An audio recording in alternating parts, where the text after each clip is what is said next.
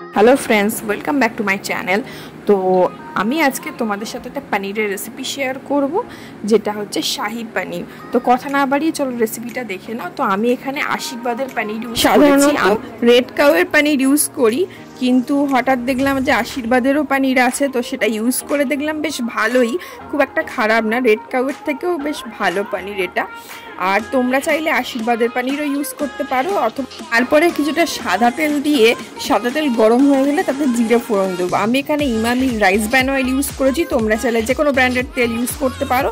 আর তাতে একে একে পেঁয়াজ কুচি দিয়ে দেবো, পেঁয়াজটা একটু ভেজে নেবো। তারপর একে একে আদাটা কুচিয়ে নেবো, খুব একটা কুচি নয়, জাস্ট আমি একটু ছাড়িয়ে একটু গোল করে কেটে নেবো। আর তারপরে রসুনগুলো ছাড়িয়ে এটা দিয়ে দেবো।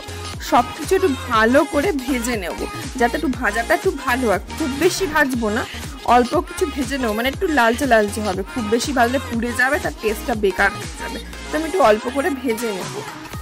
এরপরে টমেটো কুচি দিয়ে দেবো। আমি টমেটোটার দানাগুলো ফেলে দিয়ে তার খোলাটা ছাড়িয়ে কুচিয়ে দিয়ে দিয়েছিলাম।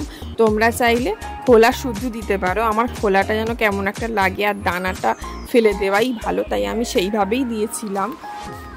ভাজা হয়ে গেলে আমি একটা বাটিতে তুলে রেখে দেবো ঠান্ডা করার জন্য, কারণ এটা পেস্ট করতে হবে। আগে ঠান্ডা করে নেবো। আমার এটা ঠান্ডা হয়ে গেছে, এই পর্যায়ে আমি এটাকে পেস্ট করে নেবো। এইভাবে আমি পেস্টটা করে নেবো। দেখো আমার অলরেডি পেস্ট হয়ে গেছে। আর এটাই হলো পনিরের, শাহি পনিরের মেন ইনগ্রিডিয়েন্ট। এটা না হলে কিন্তু টেস্ট সিম্পল এটা রান্না করা, এমন কিছু ইনগ্রিডিয়েন্ট লাগেও না এতে।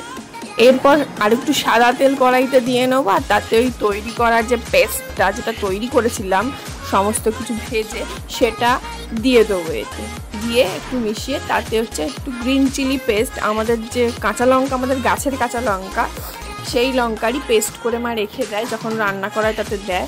দিয়ে ভালো করে মিশিয়ে আর তাতে হচ্ছে ওই পোস্ত আর কাজু বেটে রেখেছিলাম, ভিজিয়ে বেটে রেখেছিলাম, সেটা দিয়ে দেবো।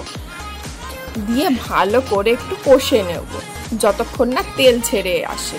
সত্যি খুবই সিম্পল রেসিপি এটা, তোমরা বাড়িতে একবার অবশ্যই ট্রাই করো। কিন্তু এইভাবে একবার ট্রাই করে আমায় কমেন্ট করে জানিও।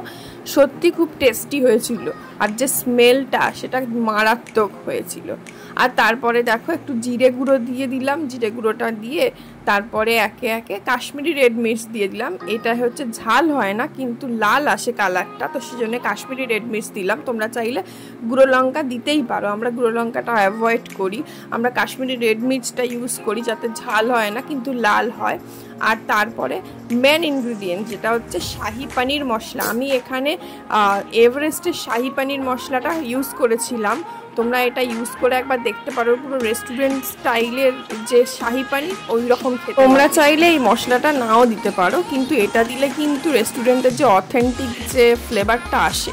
তারপরে কিছুটা ঈষদ উষ্ণ গরম জল দিয়ে ভালো করে একটু কষে নিয়ে কাটা যে টুকরো করা পনিরগুলো ছিল সেগুলো দিয়ে দেবো। দিয়ে ভালো করে একটুখানি ভালো করে না হয় একটু ফুটিয়ে নেবো, যাতে পনিরগুলো গলে না যায়। আর তারপরে দুটো চেরা কাঁচা লঙ্কা দিয়ে দেবো, দিয়ে একটু ফুটিয়ে নামাবার আগে একটু ধনেপাতা দিয়ে দেবো, ধনেপাতা কুচি। তোমরা চাইলে ধনেপাতা কুচিটা অ্যাভয়েড করতে পারো, আমি জানি অনেকে ধনেপাতা পছন্দ করেন। কালারটা দেখো কি দারুণ এসছে না। আমি এটা দুপুরে তৈরি করেছিলাম, রাতে রুটির সাথে খেয়েছিলাম, খুব সুন্দর হয়েছিল। And if you like my video, please do like, comment, share, subscribe to my channel and press the bell icon to get more notification and update also. Thank you.